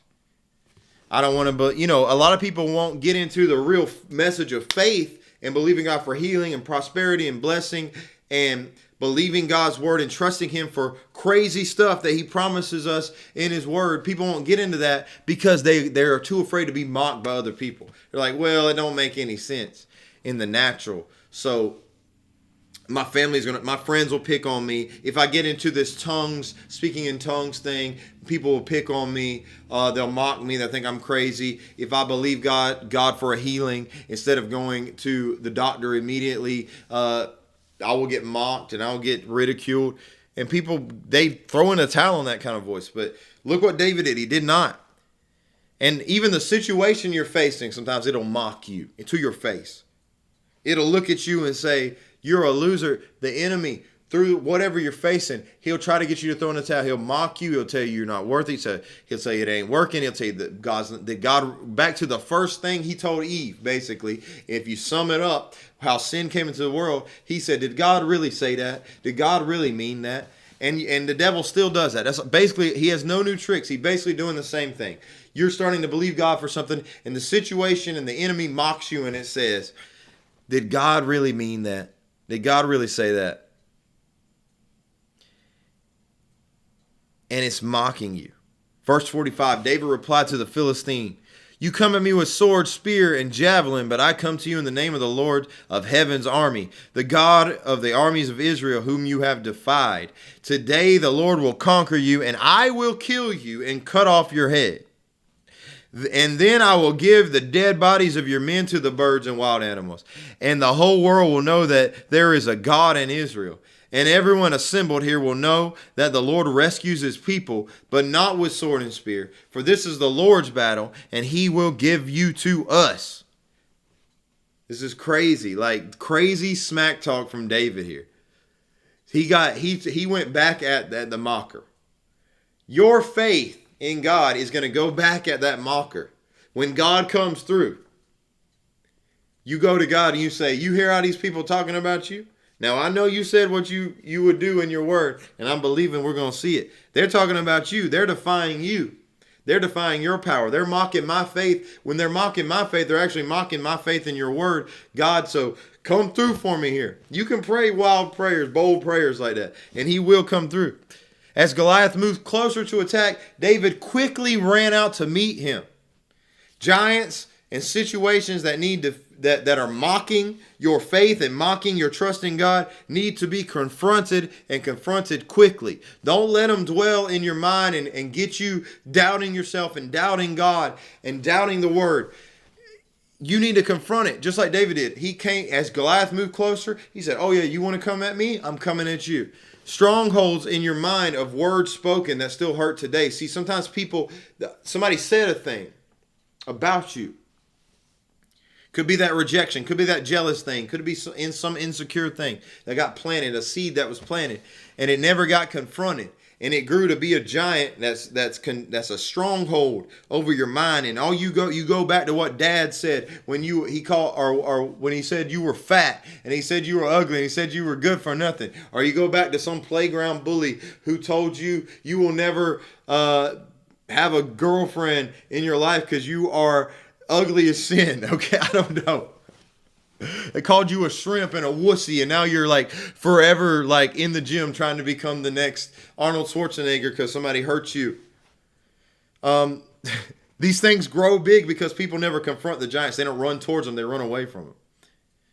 So what he did was he ran at Goliath in verse 49, reaching into his shepherd's bag, taking out a stone. He hurled it with his sling. It hit the Philistine in the forehead. The stone sank in, and Goliath stumbled and fell face down on the ground. So David triumphed over the Philistine with only a sling and a stone, for he had no sword. Then David ran over, pulled Goliath's sword from his sheath, and David used it to kill him and cut off his head. God does miracles, and he responds to your faith, and he will embarrass the enemy. When he comes through, he will embarrass those mockers. I'm telling you, they will stand there in amazement and embarrassment at what God has done. And anybody that comes at God, you know what's crazy? You don't come at God. You don't disrespect God. I believe it was Fidel Castro, Cuban dictator, gets on stage in the United Nations and says, I curse Israel from my bowels. In whatever language they speak in Cuba, I have no idea. Probably Spanish. I curse Israel from my bowels. Within 6 months, he had died from colon cancer. You don't mock God. You don't mock him. And that same God that killed Goliath was the same God that said, don't mock me. God is not mocked. So when you face taunts and intimidation, remember what David did. He put his faith in God. He did not waver, and he trusted God's power, not his own. He said, God, this is your battle. I need you to fight it for me, but I'm going to believe you're going to empower me to do it. So I'm not going to stand back and wait for something to happen. I'm going to move in your power and your might, and I'm going to take out that giant. Stand firm against mockery, knowing that God's strength is made perfect in our weakness. When the scripture talks about God being perfected, his strength being made perfect in our weakness, it's not talking about God making you weak to teach you a lesson. It's talking about where you lack, where you're weak at, God will make up, because it'll be miraculous that he'll come in and give you the strength to do it. And it'll be a testimony. So you got to fight the voice of the mocker. Now I'm almost done here. My last voice. And that was the end of that battle. But then, verse 6, the voice of the hater. And this was King Saul again. But this is how King Saul acted after the fact. Okay? So even after defeating Goliath, David faced relentless pursuit from King Saul, who saw him as a threat to his throne. And despite this, David remained loyal and patient, waiting for God's timing for him to step up and be the king. Now, back to what I was saying in the beginning. David could have been an amazing number 2 for Saul. Saul could have trained him up, but he got jealous. So if you go to 1 Samuel chapter 18, check this out. David, after he kills Goliath, he goes and he does more battles as a military leader in Israel, and he was an amazing warrior. So 1 Samuel 18:6, when the victorious Israelite army was returning home after David had killed the Philistine, women from all the towns of Israel came out to meet King Saul. They sang and danced for joy with tambourines and cymbals. This was their song. Saul has killed his thousands and David his 10,000s. So he was saying David was killing 10 times as much as Saul. This made Saul very angry. What's this? He said. They credit David with 10,000s and me with only thousands. Next, they'll be making him their king. Little did he know. He was thinking he was going to usurp the throne early. So from that time on, Saul kept a jealous eye on David. The very next day, a tormenting spirit from God overwhelmed Saul, and he began to rave in his house like a madman. David was playing the harp as he did each day. Remember, he played for Saul in his temple, or in his throne, palace, whatever. But Saul had a spear in his hand, so he's mad. He's looking at David, who's over there playing harp for him. And he suddenly hurled it at David, intending to pin him to the wall. He wanted to kill him. But David escaped him twice. Saul was then afraid of David, for the Lord was with David and had turned away from Saul. Finally, Saul sent him away and appointed him commander over 1,000 men. And David faithfully led his troops into battle. I'm curious, I would do some research on it, but I don't know if 1,000 men was a big army for David to lead. He probably gave him a smaller army because he wanted him to die. David continued to succeed in everything he did, for the Lord was with him. When Saul recognized this, he became even more afraid of him. But all Israel and Judah loved David because he was so successful at leading his troops into battle. And then he became angry. He was a hater of David. All right? And here's what I'm talking about, the voice of the hater. It came from jealousy, it came from insecurity, all things we talked about before. But this Saul let it get to hate, so he wanted to kill David. You know, first he does all this. He threw a spear at him.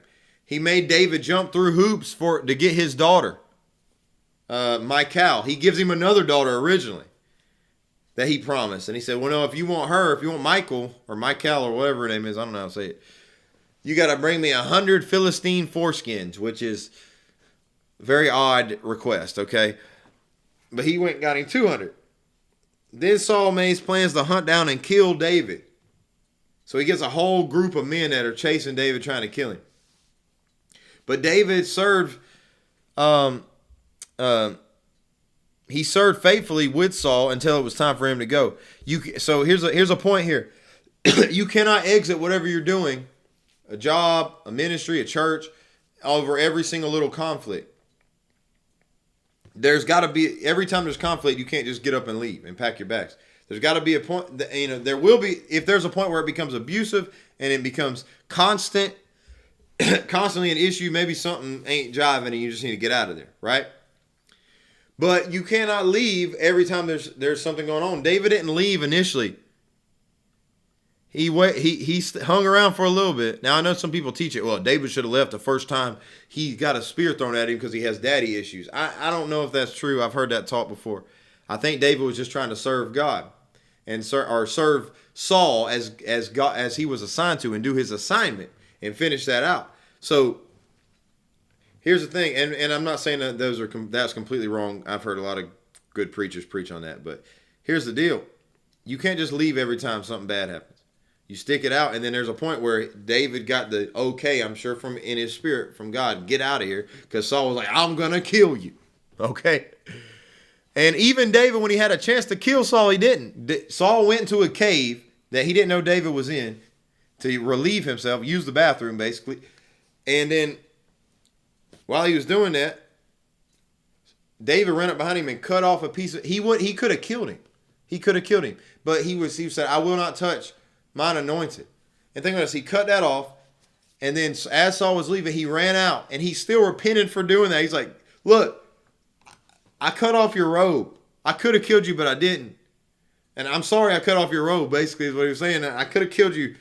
Touch not mine anointed. That's what God said. So I'm not going to react with revenge. And he went all the way through. Look, even when he didn't, here's what you got to do. When you have haters, when you have people that hate you and are actually trying to hurt you, just because somebody disagrees with you doesn't make them a hater. I'm talking about real people that are trying to mess your life up. You got to remain meek and humble.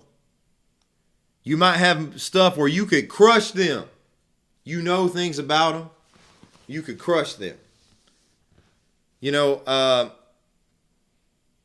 was a guy that I met who he worked on staff at a church. And one day he just walked out. Now I've seen this happen a lot of times. People just walk out. Leave their keys, walk out.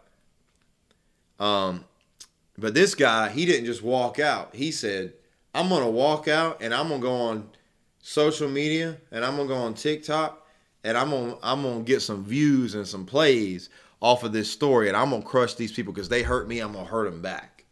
So he made a whole video series about how,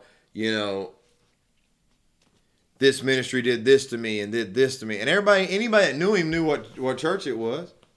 And what was the point? It needed to be exposed. No, did it really? You just got exposed.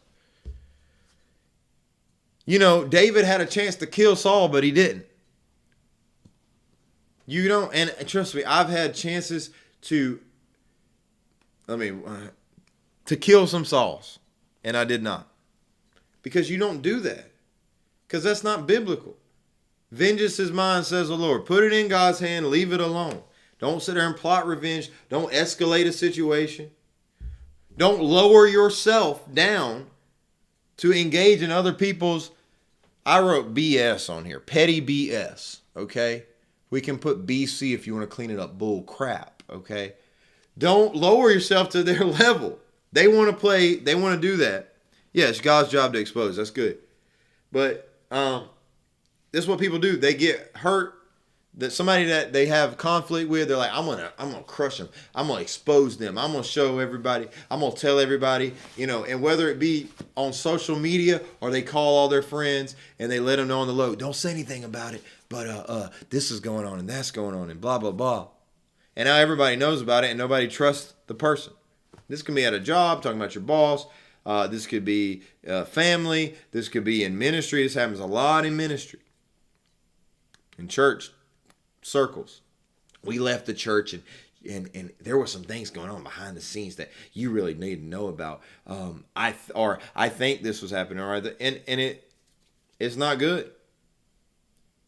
You could be able to crush. You might be able to crush them, but don't. That is the best definition of meekness. I might even do a podcast sometime on being meek. That's essentially mean I have the power to crush you, but I'm going to hold it back. Jesus had that. He could have destroyed all those Pharisees with fire from heaven, but he chose to let their own words expose them. He embarrassed them. Now he corrected them, but it's not your job to kill a Saul. Okay. David's story teaches us to remain steadfast and faithful even when under attack. Trust in God's justice and his timing, knowing that he will protect you and vindicate you. You have to be that way, just like David was. Because if he would have killed Saul, who knows what would have happened? You kill Saul, you don't realize all his men about to jump on you and you dead now. This thing could have escalated, could have messed up. You don't need to do that. Don't go that way. So David, to recap, he got over the voice of rejection from his father. Got through that. Overcame that. Did not let that hold him back. He got through the voice of the majority. Watching everybody run away, he said, no, I'm not going to be that person. I'm not going to be in fear like everybody else. He got over jealous voices from his own brother that said, why are you even here? You can't fight this giant. He got over the voice of past experience, Saul, saying, you got to do it my way. And this is the only way that it's done. And you're not going to defeat him unless you do it this way. The voice of mockery from Goliath. You may have a reason, but you don't have the right. That's good. I like that. You out here. Why you out preaching me, Miss Fran? Come on. Voice number 6. The voice of the hater. Don't stoop down to their level and become vengeful. David's journey to achieving his destiny was fraught with voices trying to derail him. By overcoming family neglect, the fear of the majority, jealousy, well-meaning but misdirected advice, mockery, and relentless hatred, David reached his God-ordained purpose. Let us draw inspiration from this story to overcome the voices in our own lives, trusting that with God we can achieve the destiny God has called us to. Have the same faith that David had, the courage to stand firm and trust in God and trust in what he's given you. That's what I want you to do today. That's what I want to encourage you. Whatever you're going after, there's voices, there's people out there that want to discourage you and they want to discredit you. But I'm going to pray for you and I'm going to dismiss. Not a church service, but let's do something real quick. Let's see if I can.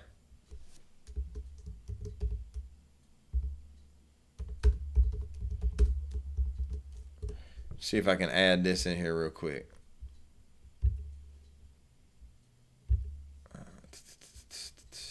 I want to show y'all. We had such a great service on this past week in Sumter that I want to show y'all some pictures. We had a record-breaking crowd. The number I heard was 95. That's an approximation. Basically, we counted 80-something in the room, and it was standing room only, and there was a bunch of people outside. So that's why we say that.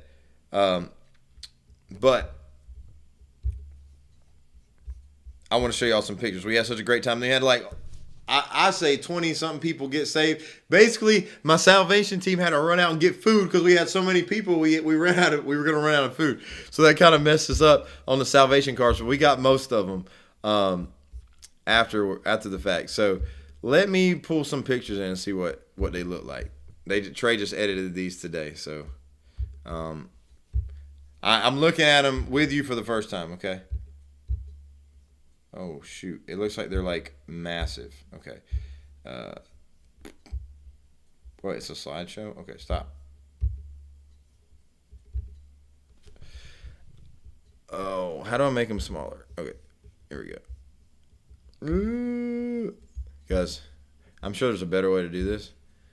I don't know what it is, to be honest with you.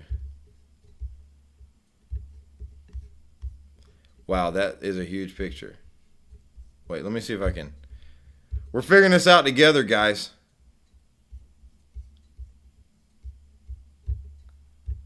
Wait, here we go. Sizing. Oh, here we go. Yeah. Oh. It looks a little rough there. There's a person. There's Uncle Dickie. Okay. Let's see. Oh, there we go. All right. Okay.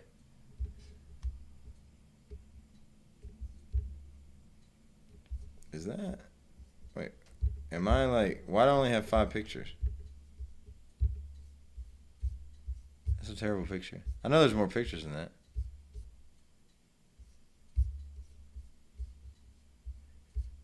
Why is that not working? Okay. I should have. I'm literally just adding this.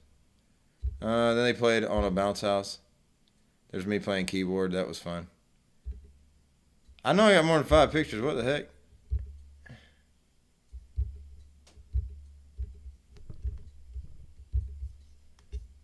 This is why you don't do it while you're live. You need to do it I'm going to delete all the pictures and add them back. That's what we finna do. We need Trey Scarlett. Delete. All right, try again.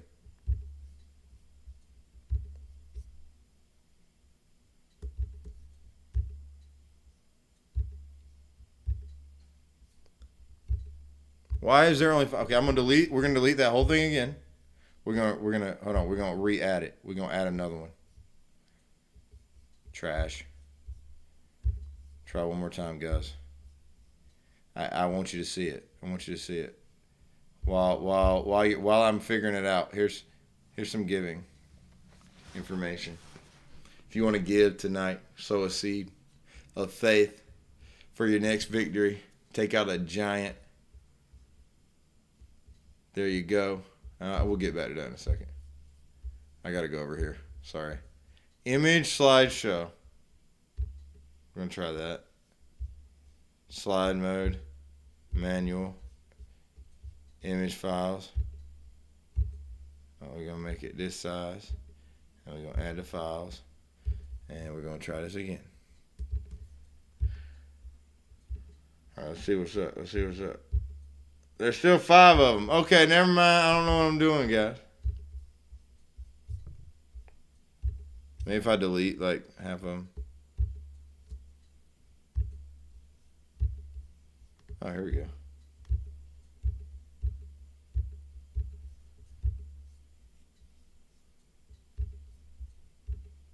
Oh, here's some. Oh, look, there's a room full of people. There we go. Hey, it was a great night.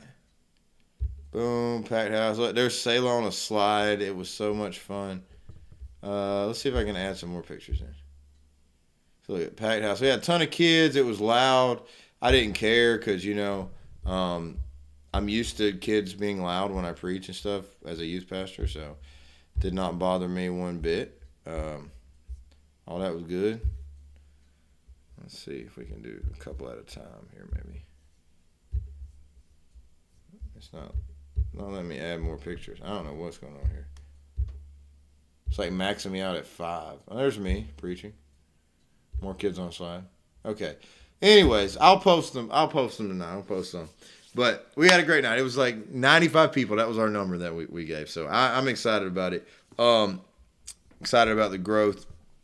Obviously we fed people. The goal was to bring people in and tell them about Jesus. So we hope they would connect to the church. And I believe there will be some families that connect. We're growing. So what a way to start. We 6 weeks in. I told all the new people that were there that they only beat me by 6 weeks. So, or only beat them by 6 weeks. Being a new person, I've only been there 6 weeks. So, man, I wish I could show all these pictures. We're so blessed. Yes, I'm blessed to know y'all. First of all, I want it. Oh, try it. I don't understand why it's doing that. Why it's only showing 5 pictures. That's terrible. Maybe I could I'm just on here figuring this out, guys. It's not the best thing to do, but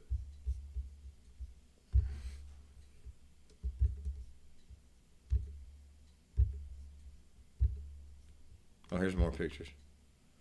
Kids on slide, having a great time. I want to get some pictures of the room here. Hold on. Full of people so y'all can see it. I'm going to pick the 5 best pictures because apparently it's only let me do 5 pictures. So let's give it a shot.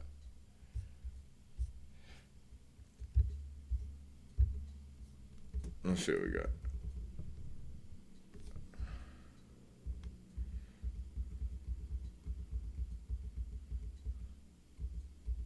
Wow.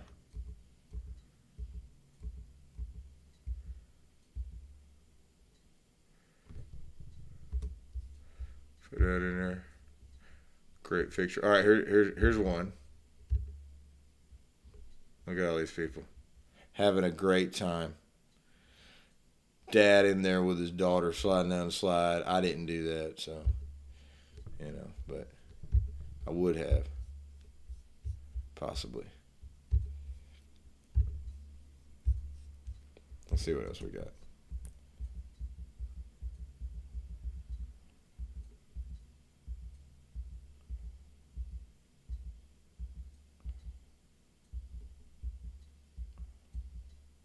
People worshiping, probably never worshiped like that before, to be honest. It's good.